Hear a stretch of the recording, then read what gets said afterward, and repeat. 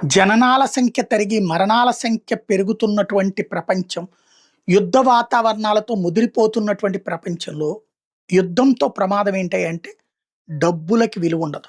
అప్పుడు యుద్ధం ప్రారంభమైన తర్వాత ఇప్పుడు బంగారం వెండి ఎందుకు పెరిగిపోతుంది?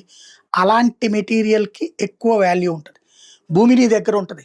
కానీ యుద్ధంలో శత్రు దేశం వచ్చి దాడి చేసి నీ మీదన దాడి చేస్తుంటే ఇంటిని అమ్ముకోవడానికి ఎవడు కొనుక్కుంటాడు?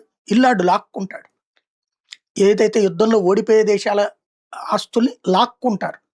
అదే సందర్భంలో ఈ డబ్బు రొటేషన్ అక్కడ నడవదు.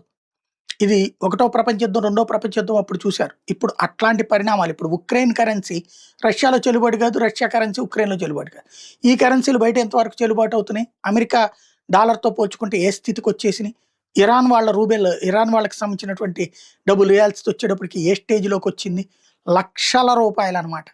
అంటే ఓవరాల్‌గా రాబోయే రోజులలో డబ్బుకి సంబంధించినటువంటి ఇష్యూ, మనీ అనేటటువంటిది సంపాదించినా ఏంటి అన్నది అర్థం కానిది. రాబోయే రోజుల్లో సేవల రంగం, అలాగే ఎనర్జీ సెక్టార్‌కి విపరీతమైన ఖర్చు కాబోతుంది పబ్లిక్‌కి. దానికి తగ్గట్టుగా ఎట్లా చేస్తారు అన్నదే అర్థం కాకుండా ఉంది. మన కళ్ళెదురుగుండా వినాశనం చూస్తామా? విస్తృత అభివృద్ధి చూస్తామా? అంటే ఇప్పటిదాకా విస్తృత అభివృద్ధిని చూసాం.